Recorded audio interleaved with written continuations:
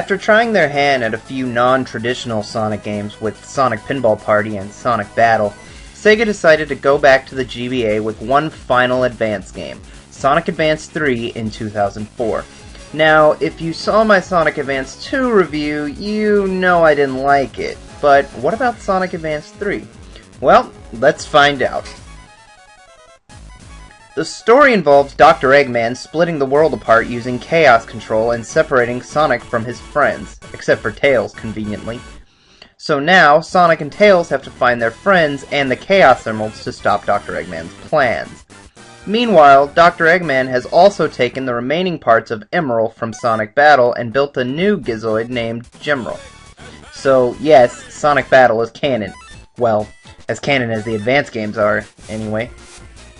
Sonic Advance 3 plays very similarly to the first Sonic Advance, which means no stupid run really fast and get hit by something and die nonsense like Sonic Advance 2.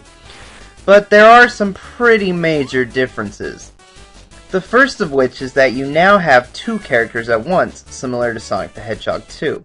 You control the lead character and the partner character follows, or rather, gets lost and dies a lot at the start of each stage. However, unlike Sonic 2, who you're partnered with actually affects the way the game is played. Each team has different moves and abilities.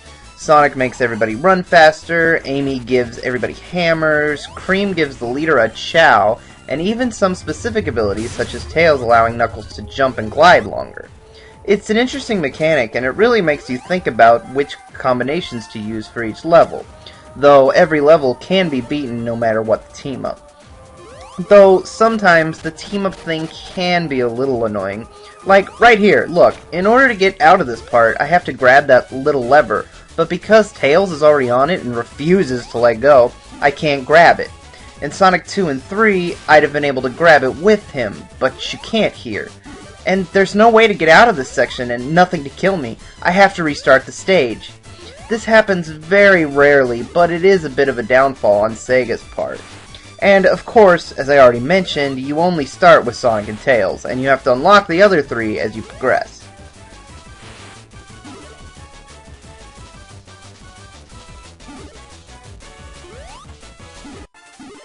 Another key difference you'll notice right off the bat is the hub world. Instead of just going from stage to stage, there's now a little area where you physically go from stage to stage, as well as uncover little minigames to earn lives and the special stages.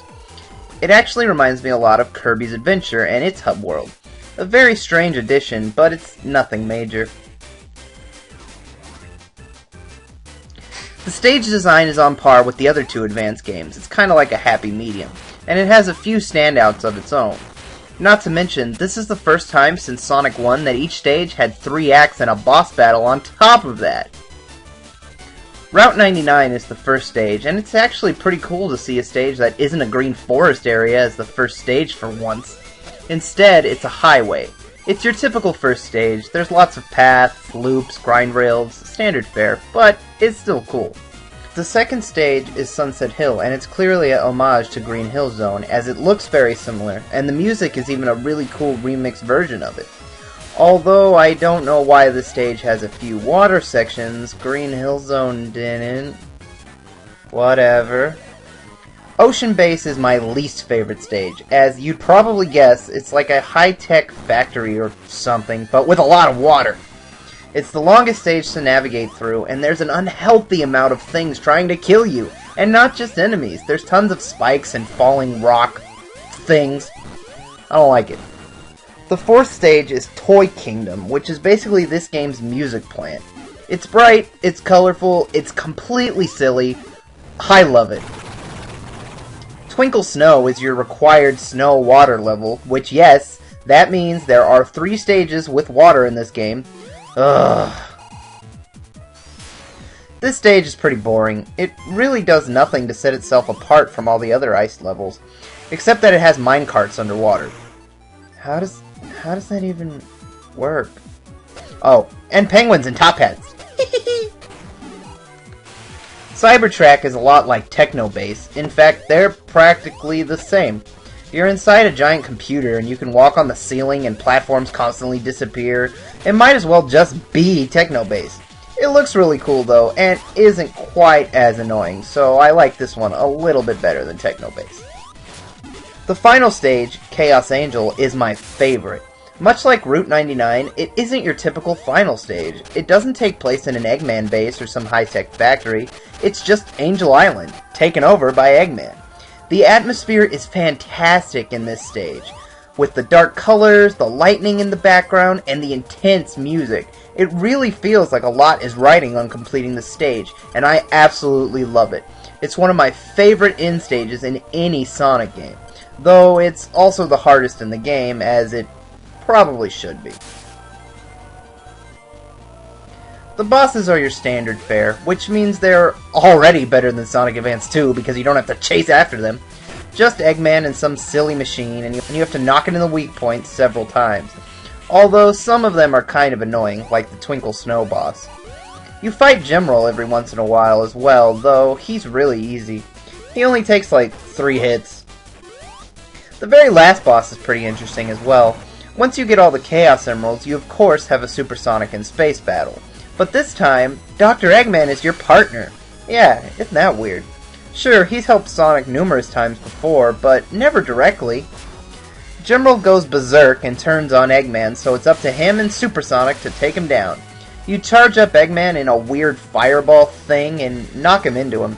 It's pretty cool, though pretty dang hard as well. In order to get the true final boss, you have to find the Chaos Emeralds in the special stages. In order to unlock a special stage, you have to find a key inside one of the acts. But in order to do that, you first have to find 10 Chow hidden in each act. Once you find all the Chow and unlock the key, you can unlock the special stage in the hub world. Padding.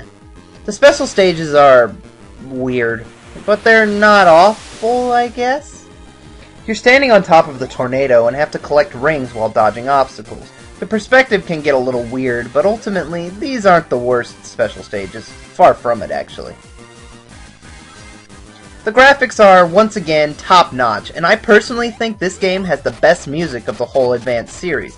I already mentioned the awesome remix of Green Hill Zone in Sunset Hill, and the very intense music in Chaos Angel, but most of the other level themes are really good too. Also, I'm very fond of the main menu theme, which is a remix of the Chow Race theme from Sonic Adventure 2.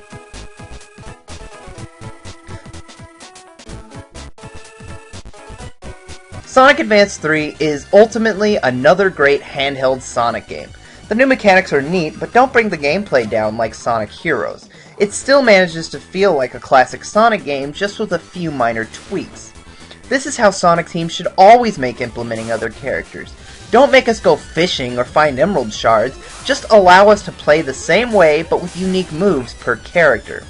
That's how you make a good Sonic game. That's what made the first 3 so great, and that's what makes Advance 1 and 3 so good. So, as for the Advance games, definitely check this one and Sonic Advance out. I can't decide which I like more, but it sure as hell isn't Sonic Advance 2. You're going to pay for this! And yes, when next we meet, I'll be looking at Shadow the Hedgehog. Oh, God.